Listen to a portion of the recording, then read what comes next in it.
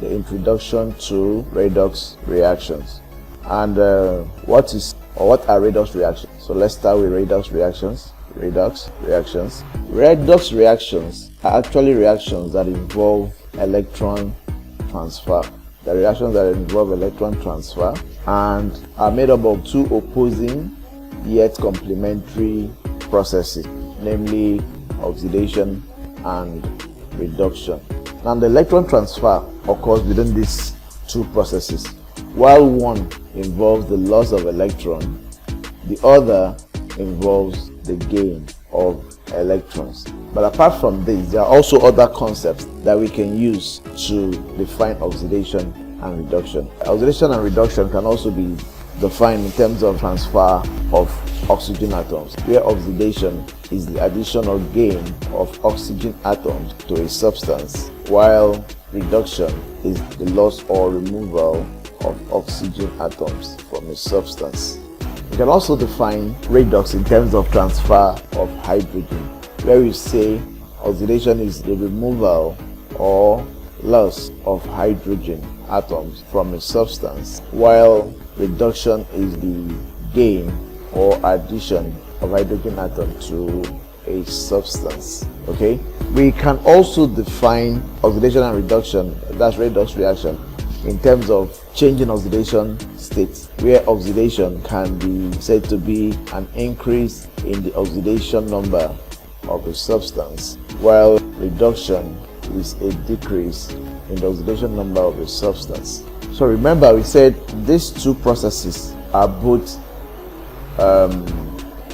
opposing yet complementary, which is that one is the opposite of the other. While one gives, the other one takes, right? And you remember, there cannot be a giving without a receiving. Neither can there be a receiving without a giving. That's why you cannot have loss of electrons without gain of electrons. Neither can you have addition or gain of oxygen atoms without the loss or removal of oxygen atoms. So now, out of these different concepts, the two most important concepts of defining redox reactions are in terms of electron transfer and in terms of change in oxidation state. We are going to look at some examples based on these concepts. Let's first start with addition or gain of oxygen atoms. That's in terms of oxygen transfer. If we have carbon reacting with zinc oxide to give us CO2 and zinc, before and after the reaction, what has happened to carbon? Carbon has changed from carbon to carbon 4 oxide, while zinc oxide has changed from zinc oxide to what? Zinc. So what is happening here? There is an addition. There is what? An addition of oxygen atom here to carbon, right? And what's the addition of oxygen atom? Addition of oxygen atom is what? Oxidation. And what has happened to zinc oxide?